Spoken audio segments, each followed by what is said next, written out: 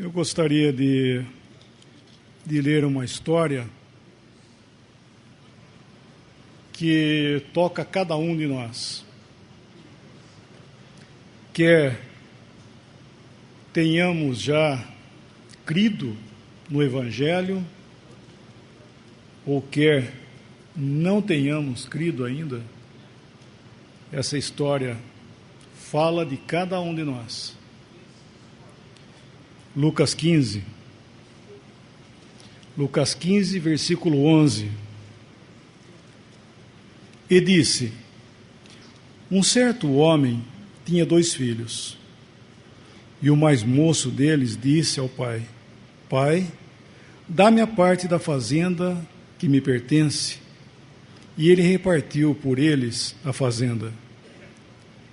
E poucos dias depois, o filho mais novo, ajuntando tudo, partiu para uma terra longínqua e ali desperdiçou a sua fazenda, vivendo dissolutamente.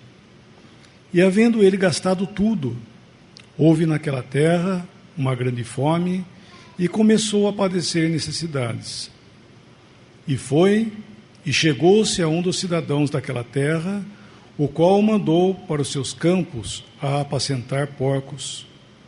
E desejava encher o seu estômago com as bolotas que os porcos comiam, mas ninguém lhe dava nada.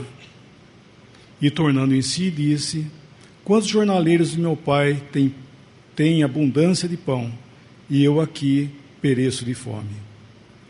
Levantar-me-ei e irei ter com meu pai, e dir-lhe-ei: Pai, pequei contra o céu e perante ti. Já não sou digno de ser chamado teu filho, faze-me como um dos teus jornaleiros. E levantando-se, foi para seu pai. E quando ainda estava longe, viu seu pai, e se moveu de íntima compaixão, e correndo lançou-se-lhe ao pescoço e o beijou. E o filho lhe disse: Pai, pequei contra o céu e perante ti, e já não sou digno de ser chamado teu filho. Mas o pai disse aos seus servos: trazei depressa o melhor vestido e vesti-lhe, e ponde-lhe um anel na mão e alparcas nos pés. E trazei o bezerro cevado e matai-o, e comamos e alegremo-nos, porque este meu filho estava morto e reviveu, tinha-se perdido e foi achado. E começaram a alegrar-se. E o seu filho mais velho estava no campo, e quando veio e chegou perto da casa, ouviu a música e as danças. E chamando um dos seus servos, perguntou-lhe que era aquilo. E ele lhe disse: veio teu irmão, e teu pai matou o bezerro cevado, porque o recebeu são e salvo. Mas ele indignou e não queria entrar. E saindo o pai, estava com ele. Mas respondendo ele, disse ao pai: eis que te sirvo há tantos anos, sem nunca transgredir o teu mandamento. E nunca me deste um cabrito para alegrar-me com os meus amigos. Vindo, porém, este teu filho, que desperdiçou a tua fazenda com as meretrizes, mataste-lhe o bezerro cevado. E ele lhe disse: filho, tu sempre estás comigo, e todas as minhas coisas são tuas. Mas era justo alegrarmos e folgarmos, porque este teu irmão estava morto e reviveu, e tinha-se perdido e achou-se.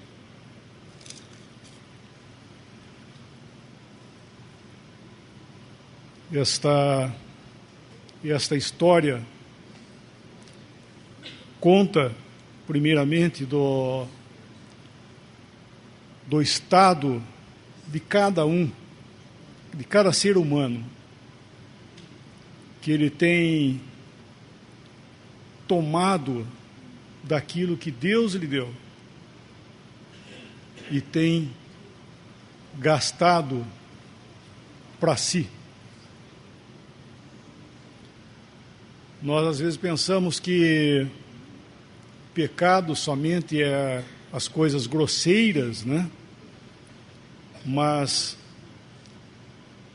na verdade, é o pecado ele é simplesmente a expressão da vontade própria e da desobediência. E o fim sempre é a morte e a perdição. E essa parábola, ela justamente ilustra este princípio.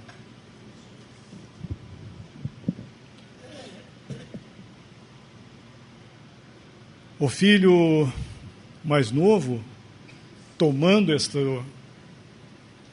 isto que o pai tinha, né, ele pedindo os bens, ele sai para longe para viver para si.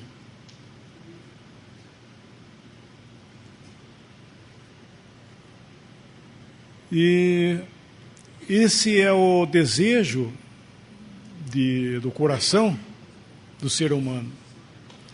Ele quer bênçãos, ele quer bens, ele quer saúde, ele quer muitas coisas, mas para si, para viver para si. Ele tem, né, muitas intenções somente para si. Até o próprio filho mais velho, versículo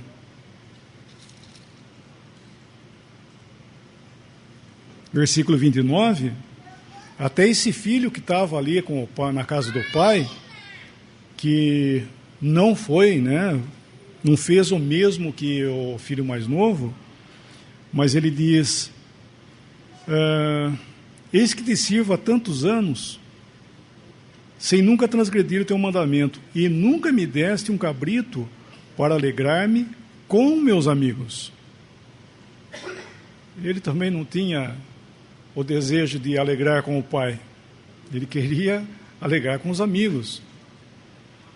Então, o estado, né, do coração é esse. E isso nos fala realmente do coração do homem. Ele está longe de Deus. A palavra nos aplica várias figuras: leproso, morto, manco, cego.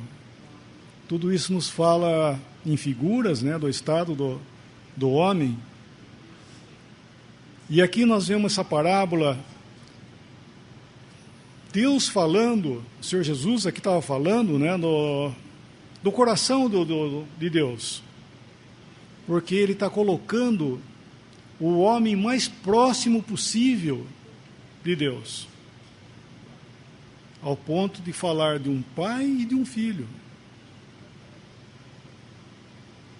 Em nós existem mudanças.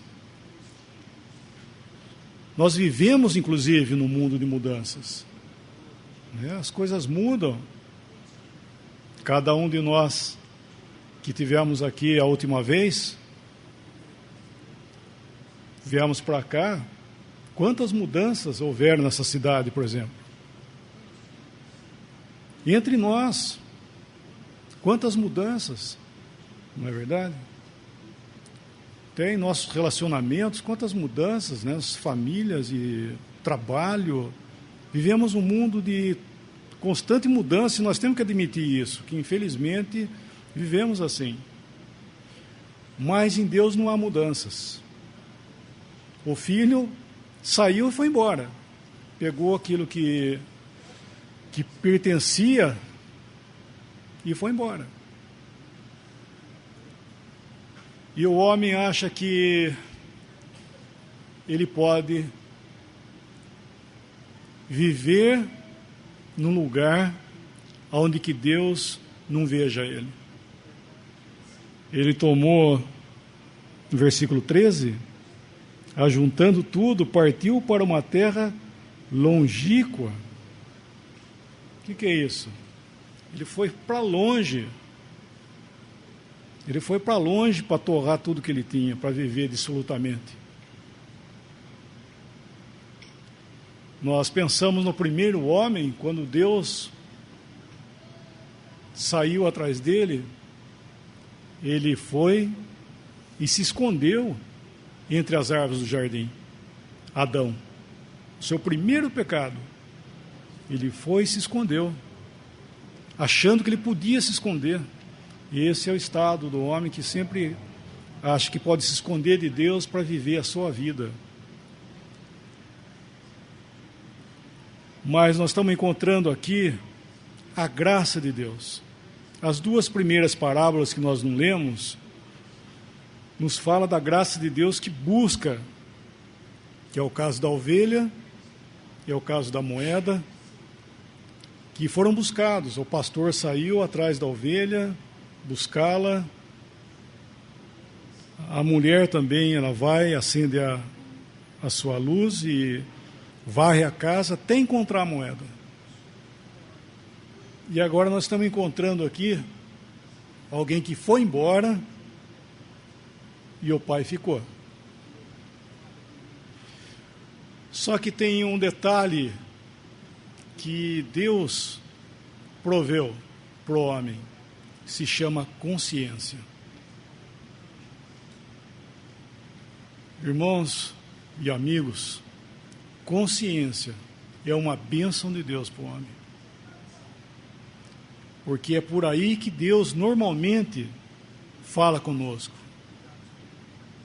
Por isso que às vezes nós usamos a expressão consciência pesada. Porque Deus vai tocar na consciência.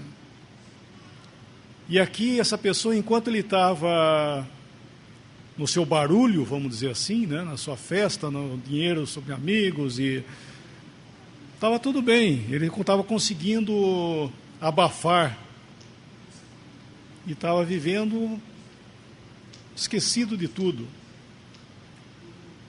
Mas a providência vem ao encontro. Versículo 14: e havendo ele gastado tudo, houve naquela terra uma grande fome. Agora muda, agora vai mudar o quadro desse homem. Aquele que outrora tinha tudo, amigos, dinheiro, festa, agora perdeu tudo.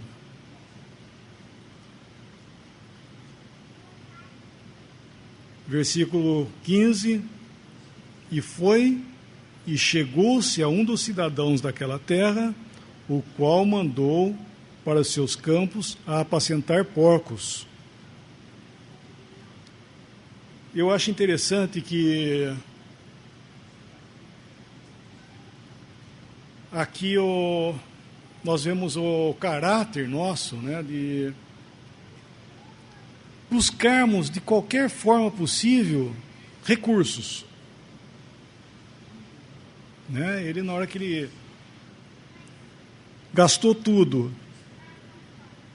veio a fome, começou a passar necessidade, vamos buscar os recursos. Então ele vai procurar um cidadão para ver o que pode ser feito. E assim o ser humano ele vai buscar refúgio e recursos nesse mundo. Por pior que seja a situação, ele vai e vai. Mas Deus, que é rico em misericórdia, então ele vai trabalhar. Versículo 17, que nos fala da consciência. E tornando em si. Ou seja, agora, como diz, parou para pensar. É Deus na graça fazendo parar para pensar. Eu estou dizendo a consciência, embora ela não é de forma nenhuma a expressão da vontade de Deus, não é isso. Porque nós podemos muito bem, até com uma boa consciência, estar vivendo em pecado. Paulo, com boa consciência, estava perseguindo os cristãos, mas o exercício, como diz, uma boa consciência, é louvável. E aqui no caso nós estamos vendo que é Deus tratando para chamar, para trazer uma pessoa para si. Então ele vai trabalhar na consciência, no pensamento das pessoas, nossos. E o que toca esse filho é que ele pensa na riqueza do seu pai. Ele sabendo que havia o pai com pão em abundância, no versículo 17, né? E ele passando fome. Ele começa a fazer as comparações, né? O pai, ele ali, pão em abundância, ele passando fome, os servos tendo comida. Então, nós vemos que ele toma um propósito de ir ao encontro do Pai.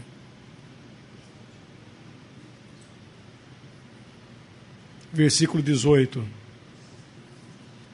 Levantar-me-ei e irei ter com meu pai e dir-lhe-ei: Pai, pequei contra o céu e perante ti. Já não sou digno de ser chamado teu filho. Faze-me como um dos teus jornaleiros.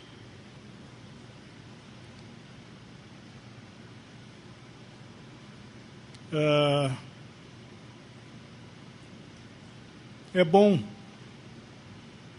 pensar naquilo que nós devemos fazer.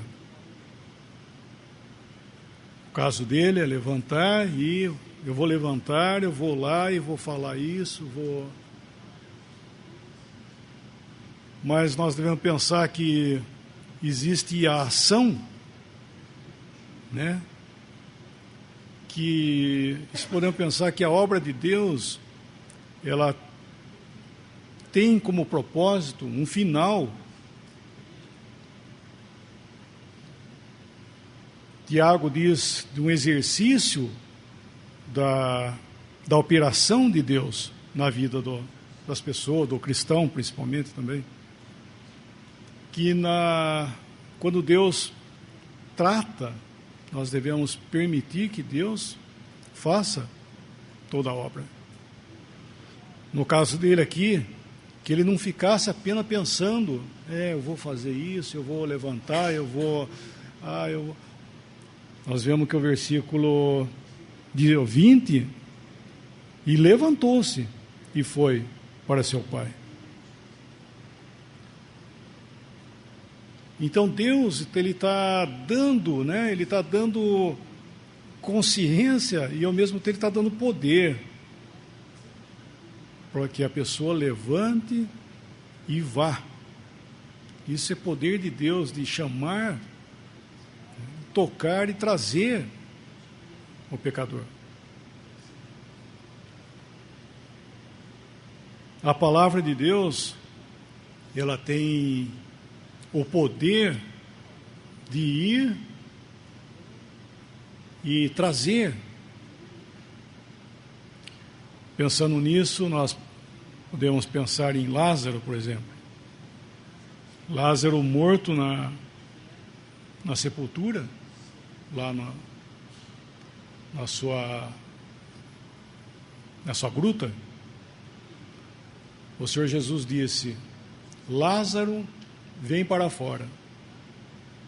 Saiu, pois, o morto, envolto em lenços, saiu. Ou seja, a palavra foi, deu vida para ele e trouxe ele para fora. Então isso é muito precioso nós pensarmos que nós estamos tratando, né, por exemplo, essa noite mesmo, nós estamos lendo a palavra de Deus, que tem o poder para dar vida a uma pessoa. Somente a palavra de Deus tem o poder para fazer isso. Porque não está isso em quem prega, e hoje tem-se muito a ideia disso, né? Que os pregadores são os responsáveis para que aconteçam conversões e coisas assim. Não é verdade isso. A palavra de Deus, ela é suficiente para alcançar cada um de nós. Cada coração aqui é a palavra de Deus que vai e ela vai ao encontro. Porque eu posso perguntar, o que eu aqui, por exemplo, que estou falando, o que eu sei de vocês? Conheço muito, conheço quase todo mundo que está aqui. Mas o que eu sei da vida de cada um? Seus íntimos, seus pensamentos, dos seus propósitos, suas fraquezas, e nem vocês da minha, mas Deus sabe. Tem um versículo em Hebreus 4. Hebreus 4, 12. Porque a palavra de Deus é viva e eficaz, e mais penetrante do que espada alguma de dois gumes, e penetra até a divisão da alma e do espírito, das juntas e medulas, e é apta para discernir os pensamentos e intenções do coração. E não há criatura alguma encoberta diante dele. Antes, todas as coisas estão nuas e patentes aos olhos daquele com quem temos de tratar. Palavra de Deus dividindo a alma e o espírito. Ou seja, ela é apta para discernir o que se passa nos nossos sentimentos, né, o que toca a alma, e também é o que passa em nosso espírito, as ideias, os pensamentos, e ela é capaz de vir e tratar conosco isso. Deus usa a palavra de Deus, como estou falando, para falar. Agora, se você quer falar com Deus, então você tem que orar. Como ele disse aqui na nossa parábola, eu irei e direi ao meu Pai. Deus nos fala pela palavra e nós falamos com Deus pela oração. Se você quer saber como que se fala com Deus, então você ora.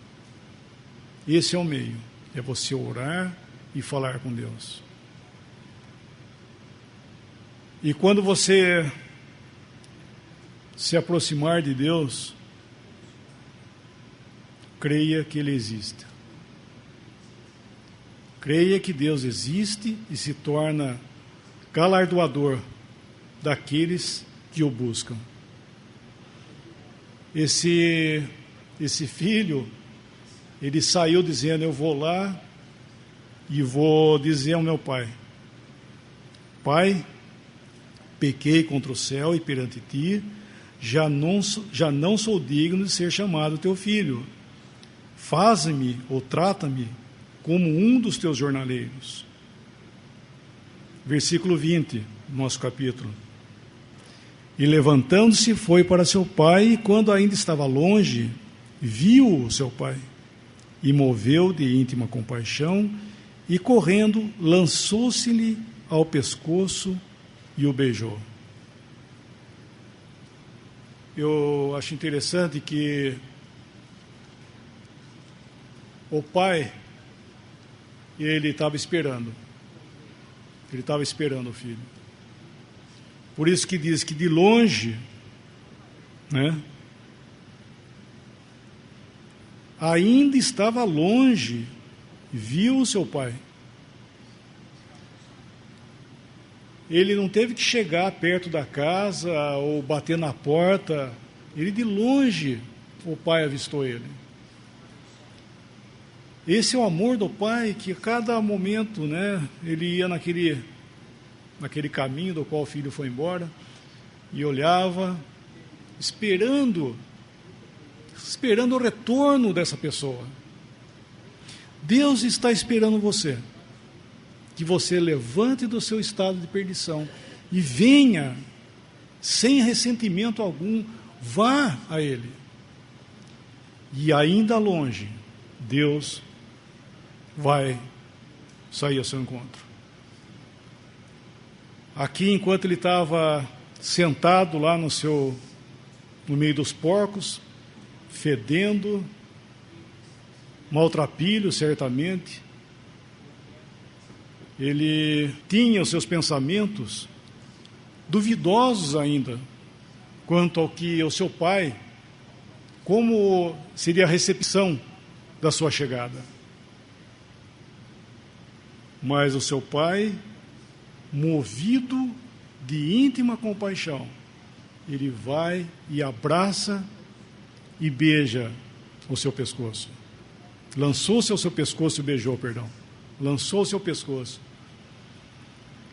E eu vi o versículo hoje da cerviz. Nós lemos o versículo da cerviz, Atos 7, versículo 51. Homens de dura cerviz. Dura cerviz quer dizer que não se dobram. Seria a espinha cervical que não se dobra. Tem um provérbio que diz assim, que a soberba cinge o homem como um colar, não deixa ele dobrar.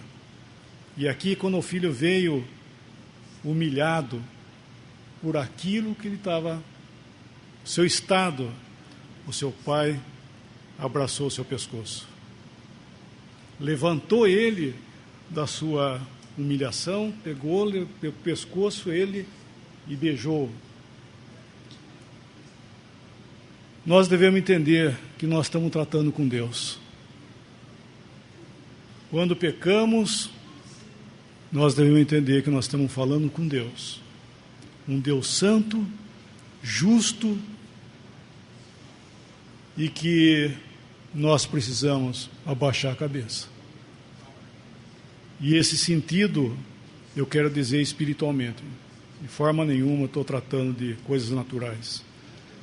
É nós dobrarmos, aprender a dobrar, baixar a nossa cabeça e reconhecer que nós erramos. Quando ele disse lá, quando ele estava no meio dos porcos, fala, eu vou lá e vou dizer, Pai, eu pequei. Pequei contra o céu e diante de ti. E ele, para falar isso, certamente, esse quadro que eu vejo aqui, ele estava humilhado. Ele chegou dobrado, que o pai pegou o pescoço dele e deu um beijo nele. Levantou ele da sua humilhação. Então, Deus, que é rico em misericórdia, Ele está esperando cada um de nós, sabe? Cada um de nós está esperando vir. Venha. E venha como você está. Ele, primeiramente, não tinha nem condições de pensar em conseguir uma roupa boa ou alguma coisa, ele não tinha nem o que comer. Foi como ele estava.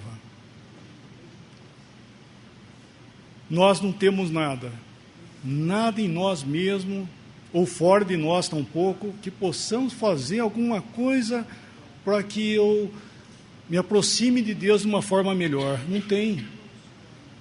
Eu estou perdido, eu estou com fome, eu não tenho nada, mas eu tenho um Pai. Deus está esperando como um pai. E é interessante que na hora que o pai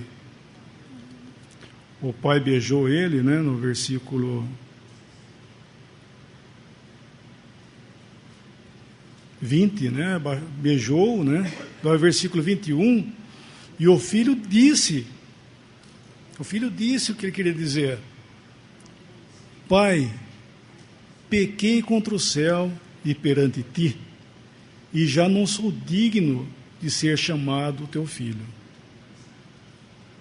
E ele não disse: faze-me como um dos teus jornaleiros. Isso ele não podia dizer. Lá ele disse, mas na hora que ele estava aconchegado ali no abraço do Pai, no amor do Pai, ele só podia dizer: olha, eu não sou digno de ser chamado seu filho. Mas ele não podia dizer: vai me tratar como um jornaleiro, porque ele não era, ele era filho.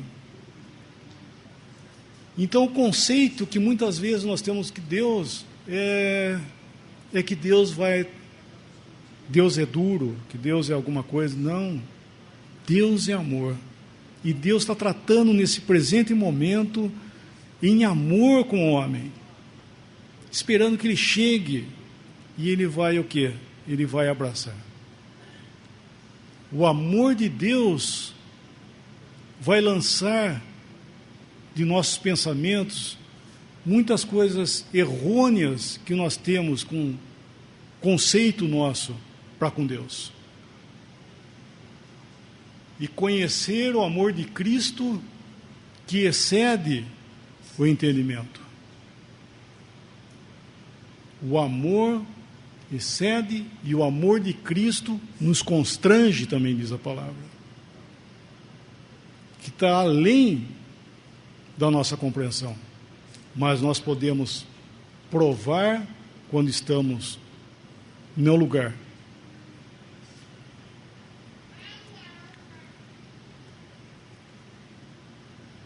Versículo 22. Mas o pai disse aos seus servos: trazei depressa o melhor vestido e vestilho, e ponde-lhe um anel na mão e alparca nos pés. E trazei o bezerro cevado, e matai-o, e comamos e alegremo-nos. Porque este meu filho estava morto e reviveu. Tinha-se perdido e foi achado. E começaram a alegrar-se. Eu penso nesse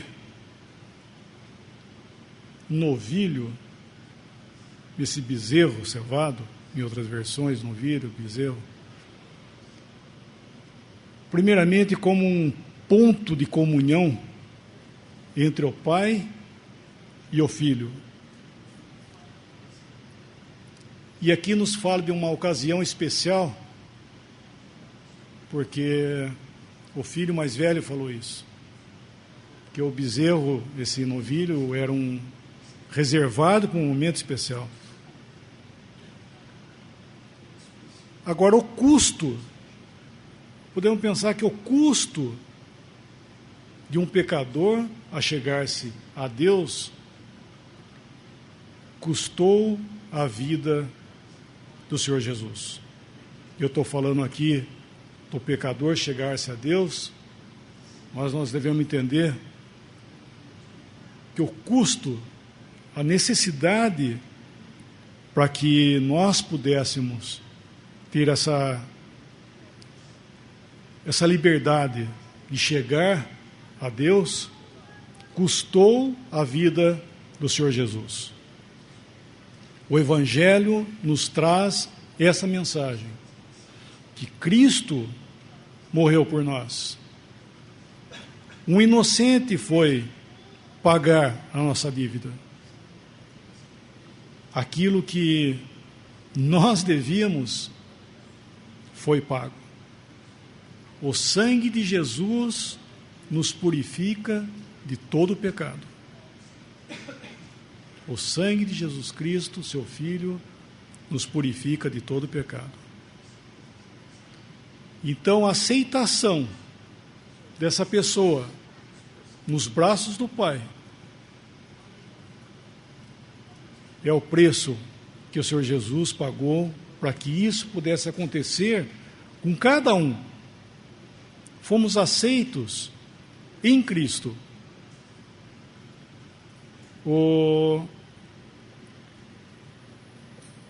A entrada, né, nessa festa, que eles começaram a alegrar-se no versículo 24, custou um preço. E eu penso que é interessante que, quando o pai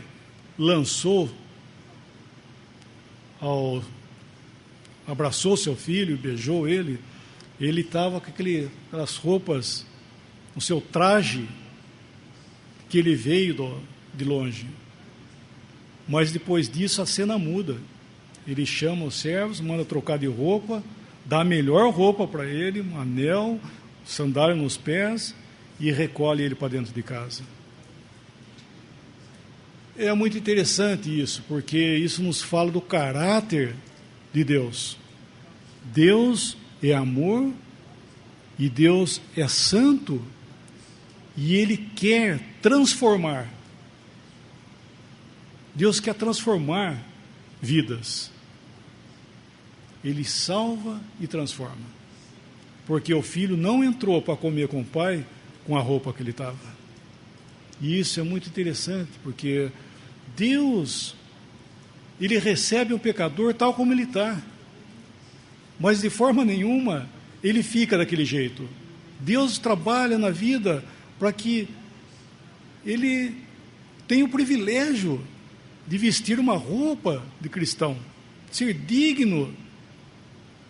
Não é verdade? Deus nos reveste de santidade, nos dá espiritualmente uma roupa que nós podemos chegar até Ele. Então, isso é um privilégio. É o privilégio de estar na casa do Pai. Entrarmos ali, não com méritos, de forma nenhuma, sem méritos. É um que estava morto e reviveu, estava perdido e foi achado. Então, essa é a palavra que eu estou falando, que Deus estava operando lá. Não vemos o Pai lá, mas no caráter de Deus, Deus estava lá, achando ele, trabalhando na sua consciência, trabalhando na situação, nas circunstâncias, para que ele fosse trazido de volta. E esse final do versículo 24, e começaram a alegrar-se.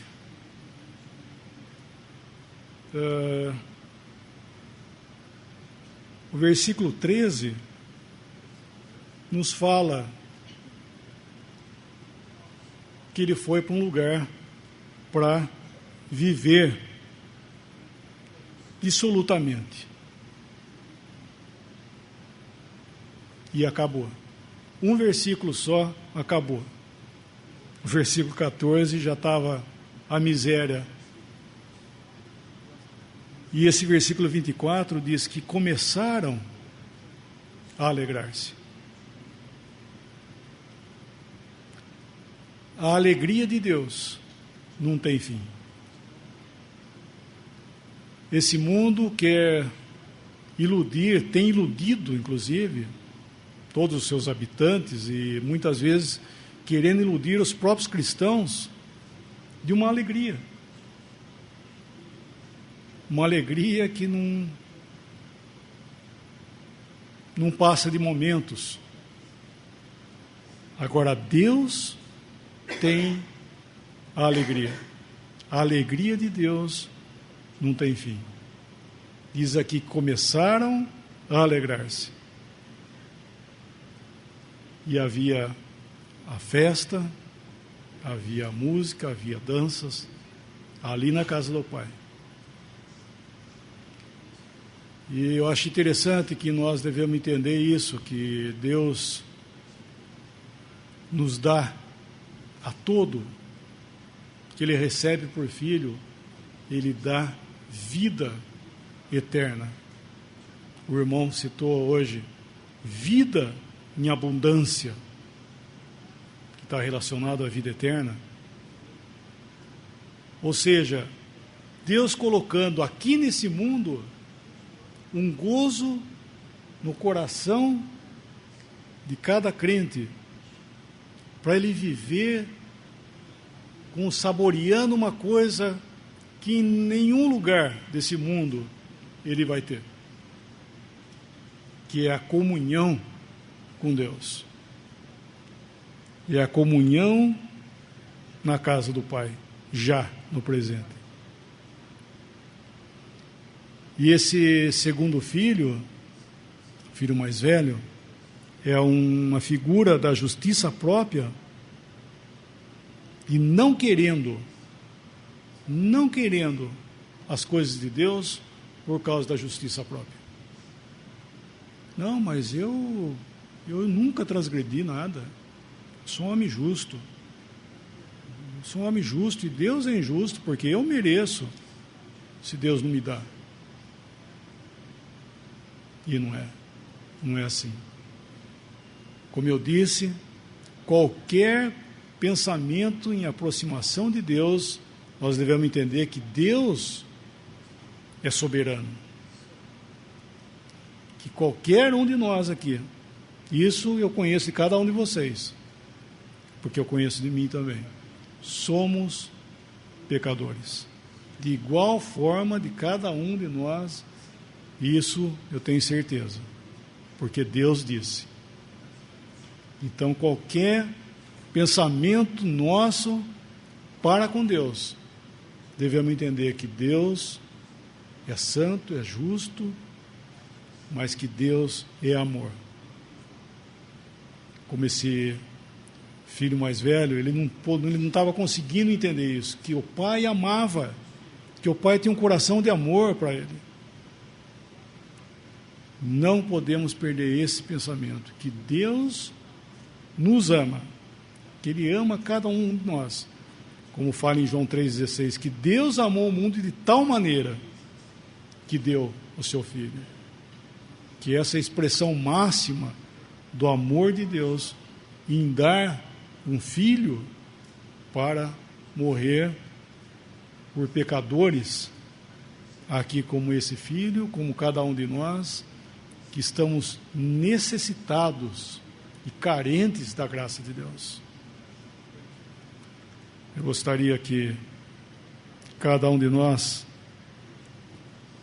meditássemos nesse pensamento, principalmente por aqueles que talvez não conheçam, ou por aqueles que têm alguma dúvida com respeito à graça de Deus. Vá a Cristo, busque o Senhor Jesus, fala para Ele, como nós vimos aqui, vai lá, fala para Ele, e Ele vai receber. Nós estamos tratando com alguém que está vivo. O Evangelho traz a nós uma mensagem que nós estamos nos contatando, né, comunicando com alguém que é vivo. Não é apenas uma religião, uma ideia que você vem e vai cumprir seus requisitos e coisas parecidas. Não, nós estamos tratando com uma pessoa, como esse filho pródigo, ele foi lá para falar para o pai e foi recebido e gozou do amor do pai. E assim, esse é o Evangelho, o genuíno, a verdade do Evangelho, é isso, que nós estamos tratando com uma pessoa que está viva. Podemos dar graças a Deus por isso?